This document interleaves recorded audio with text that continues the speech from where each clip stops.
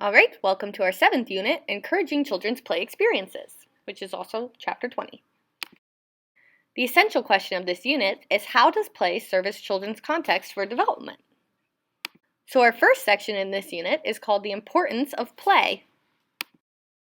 After studying this lesson, you'll be able to describe the importance of play and play activities in children's lives, identify the stages of play with objects, explain how children's play with people changes during each stage of development, define active physical play and explain its benefits for children, summarize the types of skills fostered by manipulative constructive play, describe the benefits and identify the stages of imitative imaginative play, list examples of language logic play, and identify 2 ways that adults can encourage play in children.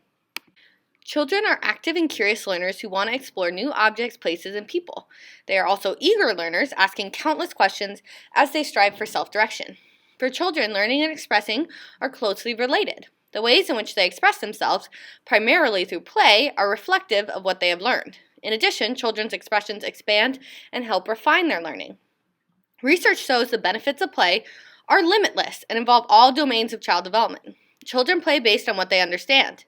If encouraged, they will go beyond their understanding to experiment and invent.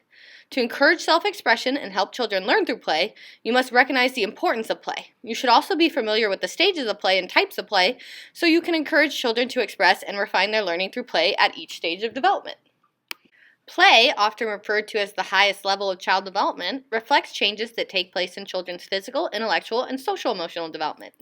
As such, play proceeds through a series of stages as children grow and develop new skills.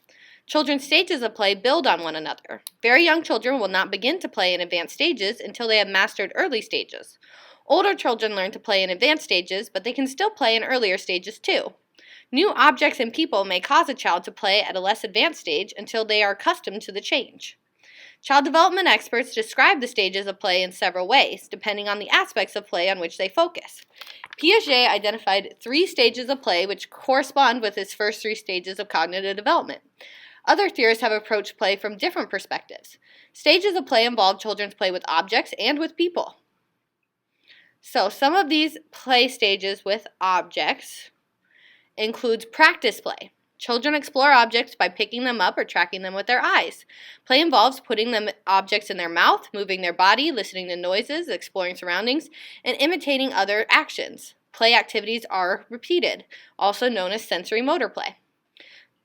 During the preschool and early school age years, symbolic play takes place. Children engage in pretend play. They pretend they are someone else. They project mental images onto objects. For example, a stick can become a horse. Symbolic play becomes more complex as they get older. Lastly, during the late school age years, children rule play. They make rules that govern their games and carefully follow rules that are already established. Play becomes more logical and interactive. The stages of play that take place with people during the infancy and toddler years start with solitary play. Infants ignore other children who are nearby. Sometimes they treat others as objects to be pushed or walked on, or to be poked in the eyes or nose, or to have their hair pulled. The next stage in infancy and toddler years is onlooker play. Toddlers watch others play but don't join in their play. Then lastly, in that age group, we have parallel play. Children play near other children and play with same or similar toys. They note that others have interests and skills much like their own. There's no real interaction among the children, though. Then in the preschool and early school age years, they have associative play. 2 or more children will play at a common activity. They will share ideas. The play is not well organized in terms of goals or roles. For example, one child may decide to run a food store and another may be a mother, but the mother never shops at the food store.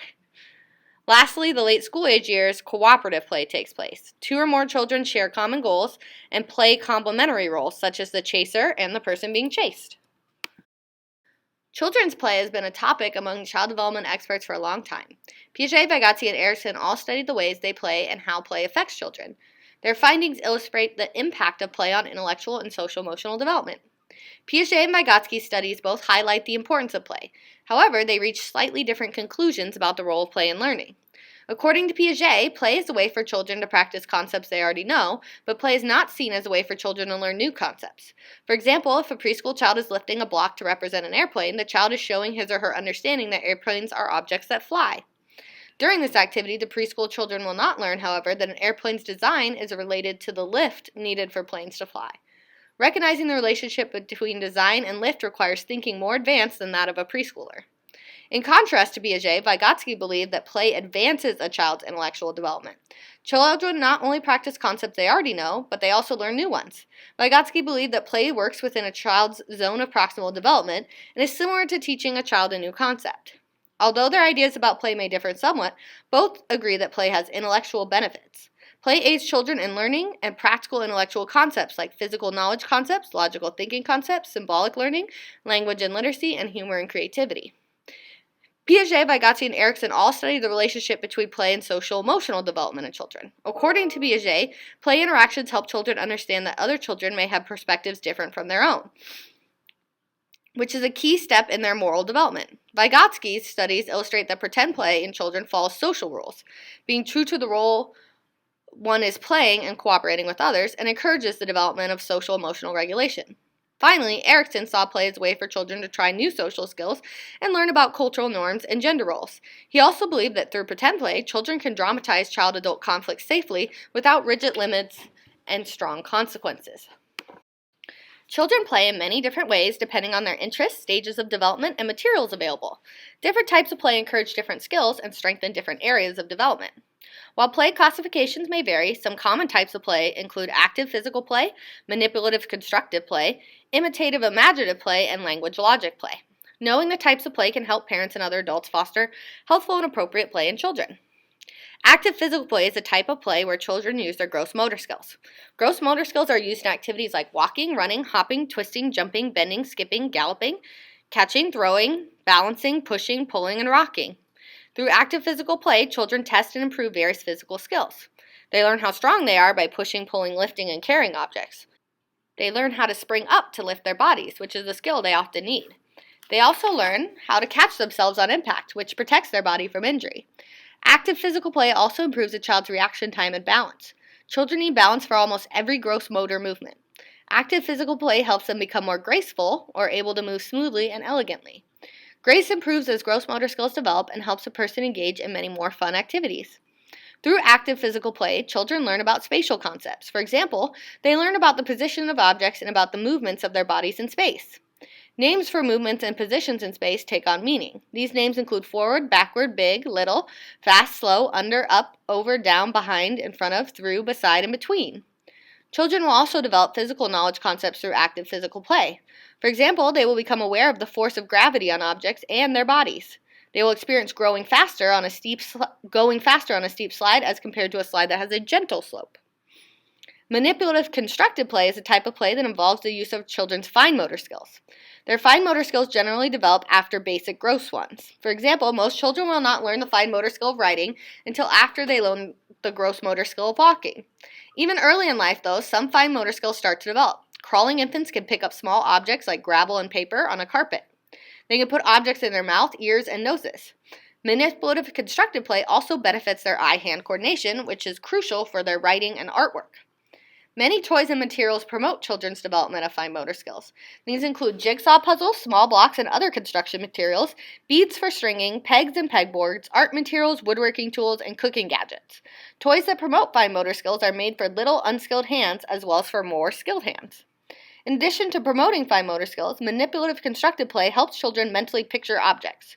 Furthermore, many visual and intellectual concepts such as recognition of shapes and understandings of distance, math, sorting and classifying, and reversibility are developed as children play with manipulative toys. Finally, manipulative constructive play helps children create abstract models of what they see, such as by drawing their houses and yards. During imitative imaginative play, children use words and actions to pretend to be objects other than themselves.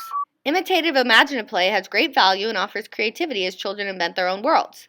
As they put themselves in different situations, they learn to plan, solve problems, and make decisions. They choose props and actions in their play and can use it to test many roles. They can imagine or picture themselves as if they are other people and objects and begin to understand others' real-life roles. Children can use pretend actions to depict holiday, work, family, and other rituals that begin to prepare them for adult life. In group play, leadership roles often emerge too. Imitative imaginative play also helps improve children's memories because they must recall events in order to play. Children's language improves as they listen and speak during play. There's much freedom in expression as children try to bridge the gap between what they know and what they do not know. Children use their bodies to extend their language. For example, a child may say, "I'm a barber," while moving his or her fingers in a cutting motion.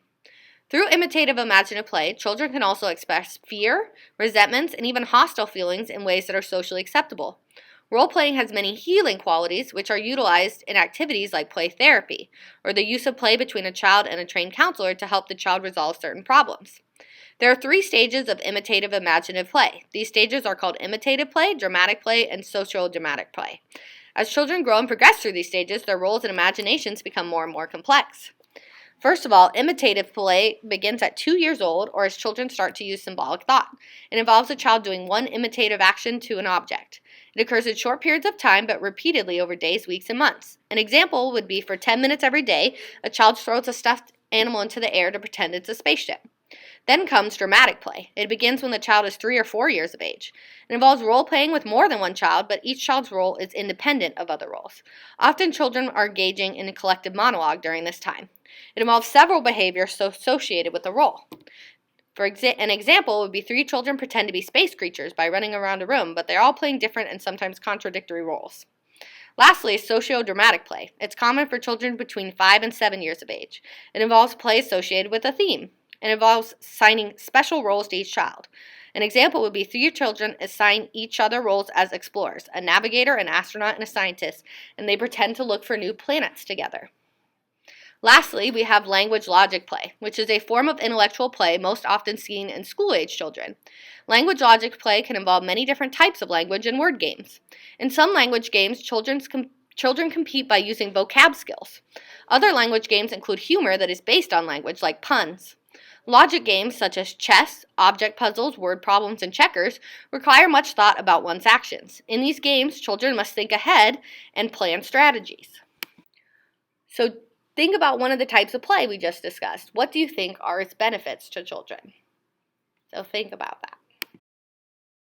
Play is important for children's development and health, and it's important that adults, both parents and other adults who work with children, encourage children to play. Children need support and need to know that adults recognize the importance of and approve of their play. Although how an adult specifically encourages a children's play will depend on the child and the type of play that they enjoy, there are several principles you can keep in mind when supporting play. First, adults can allow freedom for children to explore and play. For the most part, children need time to explore on their own. While you can observe play and at times model ideas or add materials, children need freedom to decide whether they will use these ideas. Rather than directing play, adults can add to play by playing along with children's pretend play and supportive roles, and by explaining new concepts. As much as possible, children should take the lead in their own play. While some limits, such as rules for safety, are necessary, too many limits set by adults and sometimes children's peers may discourage a child. In addition to letting children lead, adults can encourage play by displaying positive attitudes towards play. Adults' attitudes toward play influence how children view play. What adults do and say can promote or hamper children's creativity. To encourage children, you can recognize the importance of play and then express that to children by providing plenty of playtime and by acknowledging children's learning, creativity, and fun. Finally, you can encourage play in children by providing toys that they will like. Children's preferences in toys change as they grow and develop. Some toys that are attractive to children at different stages of development include, during infancy and toddler years, they like texture toys, squeeze toys, stuffed toys and dolls, large balls, toys that make sounds, and push and pull toys. During the preschool years, they like toys for gross motor play, like balls, pedal toys, and climbing toys. They like toys for fine motor play, like puzzles, beads, and pegs. They like floor blocks, dress-up clothes and props, toy cars, trucks and planes, toy animals, puppets, and toy people. At school-age years, they like sports equipment, bicycles, board games, digital games, crafts and puzzles, advanced construction sets, and collectibles. All right, that is the end of this section. Thank you for listening.